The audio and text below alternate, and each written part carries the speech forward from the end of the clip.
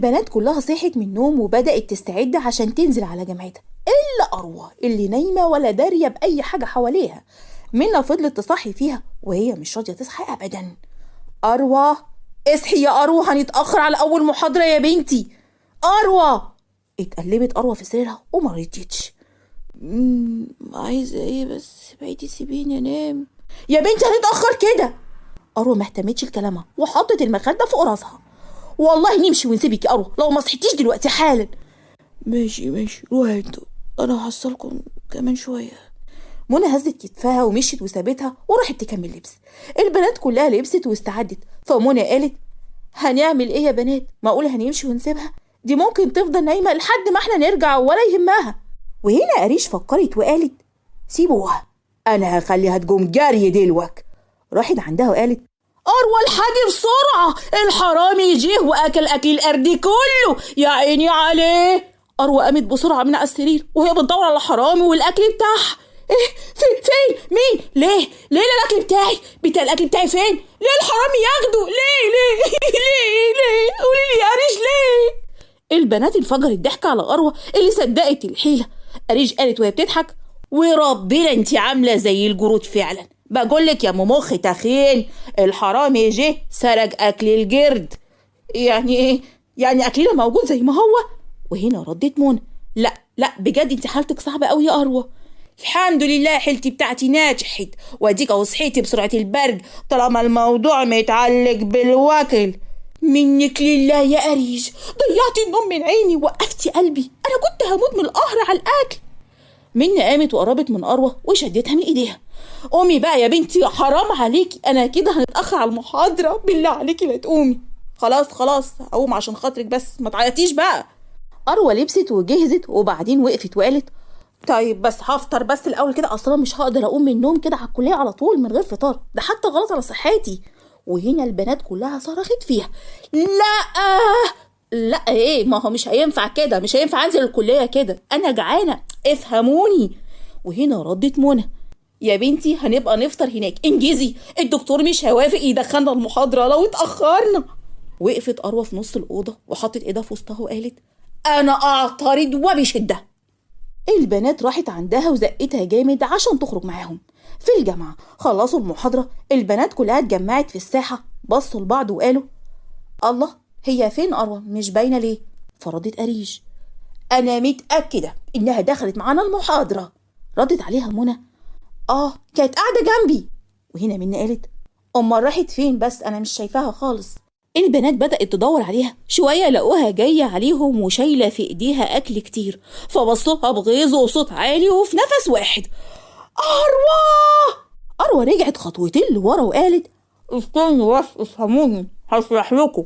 قريش قربت منها وهي متضايقة هتشرحي لنا ايه؟ سبتي المحاضرة وغفلتينا وخرجتي تجيبي واكل يا طيفصة، كانت كل الحكاية ساعة وهنخرج ناكل سوا. يعني هي ساعة قليلة؟ ده أنا كنت أكلت وجعت تاني. وهنا قريش قربت منها تاني، فأروى قالت وهي خايفة لا قريش افهمي بس، أنا كنت قاعدة معاكم في المحاضرة لا بيا ولا عليا، فجأة كده حسيت إن أنا ضغط وممكن يغمى عليا في أي لحظة، قلت بقى ما بديهاش ألحق نفسي كده وأقوم أفطر، ما هو أهم حاجة الصحة ولازم نهتم بيها، أسيب نفسي أتعب يعني؟ لا سيبينا احنا ننغلط بسببك يا مفترية انتي.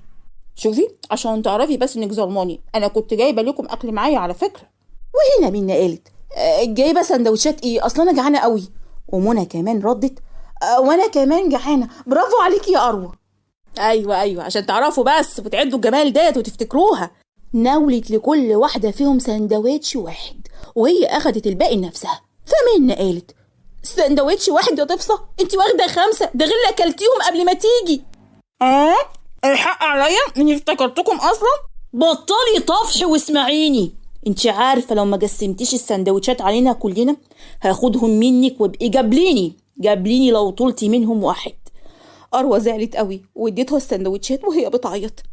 ربنا على الظالم والمفتري. خلصوا جامعة ورجعوا على شقتهم يتغدوا ونضفوا الشقة وقعدوا يذاكروا شوية، وبعدين كل واحدة مسكت موبايلها تتسلى شوية عليه. أروى قاعدة بتتصفح الموبايل مبلة، وفجأة وهي بتتصفح شافت صورة فاكهة لثمرة المانجا، عينيها لمعت وبعدها ابتسمت بخبث. بصت على البنات يمين وشمال، ولما لقت الكل مشغول في موبايله قامت اتسحبت ولبست ونزلت، راحت السوق بسرعة واشترت 3 كيلو مانجا، ورجعت قعدت في الصالة لوحدها ونزلت على المانجا باستمتاع عجيب وانشكاح رهيب. أريج حست بالجوع، ولما رفعت راسها تبص على البنات تسألهم: بنات، مين اللي عليها تعمل العشاء النهارده؟ انا جوعت قوي، شوفوا مين اللي عليها عشان تقوم تعمل لنا. فمنى ردت: يا ريت، لاني هنام، عيني بدأت تقفل وعايزه انام. ومنى قالت: مش انا كنت اخر واحده عامله الاكل. أريج بصت على سرير اروى وقالت: يبقى اروى اللي عليها الدور. الله، هي راحت فين؟ مش كانت قاعده هنا دلوقتي؟ فردت منى: يمكن دخلت الحمام. طيب لما ترجع اطلبوا منها تحضروا. وهنا منى قالت: ماشي، هقول لها يا أريج. منى قامت تذاكر تاني شويه لحد ما اروى تعمل العشاء. أريج انتظرت كتير والعشاء لسه ما جهز، فأريج قالت: وبعدين يا بنات، كل ده اروى بتعمل العشاء؟ ده هتطلع الحاجه من التلاجة وهتعمل الشاي وخلاص على كده. فمنى ردت: اروى ما جاتش، ما خرجتش اصلا من الحمام لسه. أريج بدأت تشك، تأخر أروى ده أكيد ورائنا، أنا قلبي مش مطمن. قامت من مكانها عشان تدور على أروى، فلقيتها قاعدة برا في الصالة وحواليها مانجا كتير ومبهدلة نفسها. أريج قالت وهي حاطة إيديها على راسها: أهو ده اللي كنت عاملة حسابه، أنا كنت عارفة إني وراكي مصيبة. تعالي يا أريج، أنا كنت سايبة لكل واحدة فيكم واحدة، لا تقلقي. يا رب الصبر من عندك يا رب، أروى ناوية تشيليني قريب أنا عارفة. إيه يا جوجة حبيبتي، مالكيش في المانجا؟ خلاص عادي، أكلها أنا بدالك، ما تزعليش نفسك خالص. أنت يا بنتي كأنك عايزة تشيليني. إيه عملتلك إيه بس يا ريج؟ إهدي بس. جبت المانجا دي منين؟ والله شاريها، يعني هكون سرقاها مثلا يعني ولا إيه؟ مش فاهماكي يا ريج. عارفة إنك متنيلة شارياها، بس إمتى وإزاي؟ مفيش، أنا كنت قاعدة في أمان الله، لقيت المانجا نطت قدامي، ارفض طلبها الصريح ليا باكلها؟ ما انا ما حبيتش ازعلها، نزلت بسرعه واشتريتها. منى جت واتصدمت هي كمان بمنظر اروى وقالت: وجبتي الفلوس منين بقى يا مصيبه؟ من الدرج، هيكون منين يعني؟ وهنا صرخت أريج: منك لله يا بعيده، دي فلوس الكتب يا نيله انتي، انا شكلي هطخك عيارين وارتاح منيكي. اول ما منى سمعت كده صرخت: لا، فلوس الكتب صرفتيها، هجيب بقية الكتب وهذاكر منين؟ ومنى كمان قالت: هنجيب كتبنا احنا وهي مع نفسها، بس كده، هي دي المشكلة تتحل بكده. ليه كده يا منى؟ ليه يا ماما؟ انا بقول عليكي طيبة وبنت حلال، طلعتي شريرة زيهم على فكرة. البنات بصوا ليها بضيق، واروى قالت: ايه يا بنات، هتعملوها حكاية ليه عشان اكلت كام حباية مانجا؟ يعني ما كنتوش تتحملوني وتقفوا معايا، مين هيتحملني؟ فمنى ردت عليها: هموت واعرف بتاكلي الاكل ده كله ومش بيبان عليكي ازاي؟ يا بنتي دي قدرات، والله العظيم قدرات. قربت المانجا من بقها وقالت: الله يسامحكم، سديتوا نفسي خلاص. منى بصت لاروى وقالت: سدينا نفسك؟ لا يا شيخ، ده انت اكلتي كل المانجا، ما فاضلش غير اللي في ايدك دي بس. اروى بصت للمانجا وبرقت، هي اتصدمت لما لقيتش فاضل غير واحده بس، فقالت: اهو شفتوا بقى بحبكم ازاي؟ يلا بقى كلوها سوا، يلا وزعوها على بعض. اروى قومي فزي اعملي العشاء، خلينا نتخمد ونرتاح من الصداع اللي بتعمليه لينا كل يوم ده. عشاء ايه؟ انا شبعت خلاص. وهنا ردت منى: ليكي حق يا ماما تشبعي بعد جبل المانجا اللي كلتيه ده كله. ساعتها أريج قلعت فردة الشبشب وقالت: عارفه يا اروى، لو ما اتحركتيش حالا وعملتي العشاء هعمل فيكي ايه؟ اروى جريت بسرعه: حاضر، انا رحت اهو، استني عنديكي. اروى اتخضت: اتحرك ولا استنى؟ خيلتيني على فكره. لم الفوضى اللي انتي عاملاها دي الاول. طيب يا باي عليكي، اخلص من ماما في البيت تجيلي انتي. اروى عملت العشاء والبنات اتعشوا وهي كمان قعدت تتعشى معاهم. فمنى قالت: مش كنتي شبعانه دلوقتي ونفسك مسدوده؟ لا ما انا قلت اقعد اكل معاكم افتح نفسكم يعني. خلصوا اكل وبعدين دخلوا ناموا. الصبح نزلوا للجامعه زي كل يوم، وعدت الايام وقربوا على اخر الشهر، فأريج جمعتهم وقالت: بنات، الفلوس اللي معانا يا دوب تكفينا الكام يوم، والباقي المواصلات عشان كل واحده ترجع لبلدها. فهنا اروى قالت وهي خايفه: يعني ايه؟ فمنى قالت: يعني اعلان حالة التقشف يا اختي، وكله بسببك انتي. محدش مخلص الفلوس غيرك، كل شوية تنزلي اكل اكل اكل. ايوه يعني ايه برضو؟ يعني مفيش اكل غير بحدود وزي اللي ما بناكل منه وبس. اروى ساعتها قعدت على الارض وعيطت.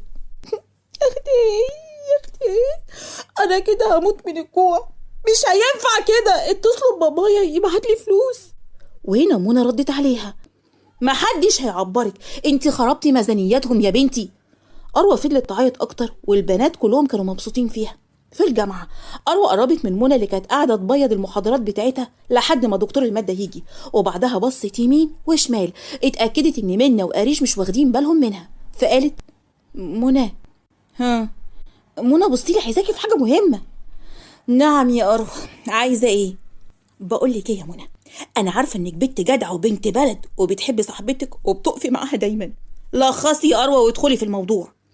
منى، انا عارفه انك بتحبي تحوشي ودايما بتعملي حسابك للظروف الطارئه. تمام، عايزه ايه بقى؟ احنا في ظروف طارئه دي يا منى، طلعي الفلوس اللي مدكناها دي، فكي زنقتنا. ايوه بس احنا الحمد لله الدنيا ماشيه كويس، بس مش معايا انا يا منى، راه اختك يا منى، هموت من الجوع، العيش والجبنه والنواشف دي ما بتمشيش معايا. معلش تعالي على نفسك الايام دي، اتحملي شويه علشان خاطري، عشان خاطر انا، اتصرفي في اي فلوس. مش هقدر يا اروى، اريج محرجه عليا ان اديكي انتي بالذات فلوس. يا سلام، يعني انتوا متفقين ضدي بقى؟ يا اروى مش كده، الفلوس دي للطوارئ فعلا، زي مثلا لا قدر الله واحده فينا تعبت، نزل ورق جديد ومحتاجين نجيبه كده يعني مش هتديني فلوس؟ مش هينفع والله، انا اسفه بجد. اروى قعدت حزينه وحاطه ايديها على خدها وقالت: يعني يا ميلة بختك يا اروى، هتكملي الاسبوع للاخر ازاي؟ بعد كام يوم اروى تعبت من الاكل الناشف ده، وفضلت رايحه جايه في الاوضه، فمنى زعقت: ما تهمدي بقى يا زفته، خيالتيني، مش عارفه اذاكر منك. ما تذاكري ولا تتنيلي، هو انا ماسكاكي؟ سيبيني في حالي والحوسه اللي انا فيها. نفسي في سندوتش حواوشي يا ناس، ولا شاورما، ولا فراخ كريسبي، ولا اقول لكم انا عايزه بيتزا، انا نفسي في البيتزا، هموت.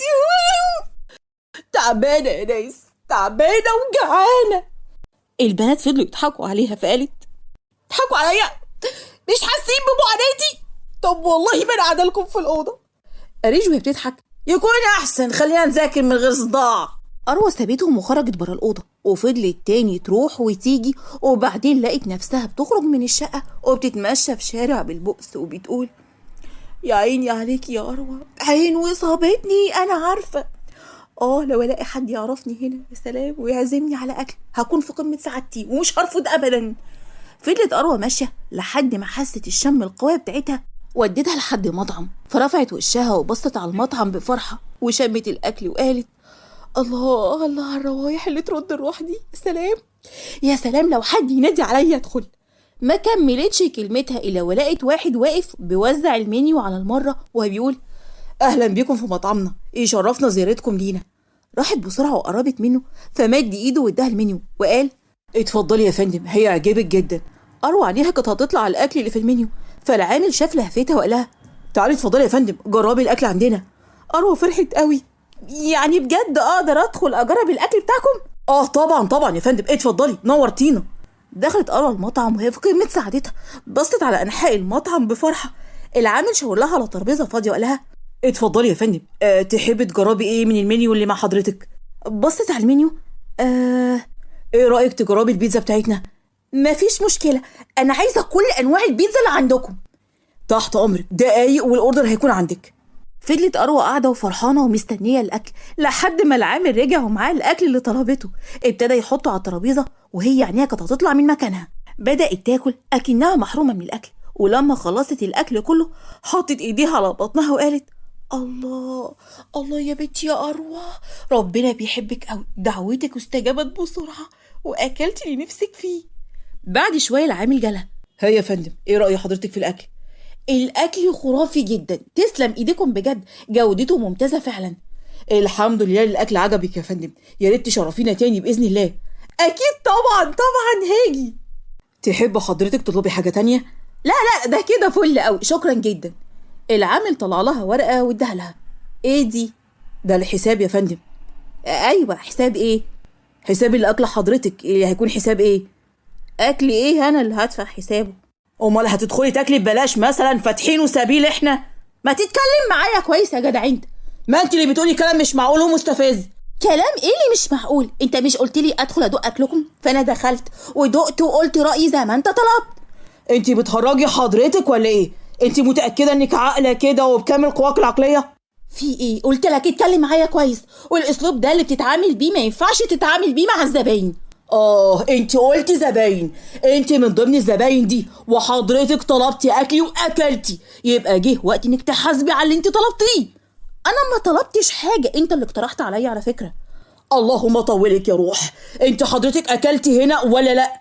اكلت. حلو، ده حساب الاكل، من فضلك ادفعي وخلصيني والا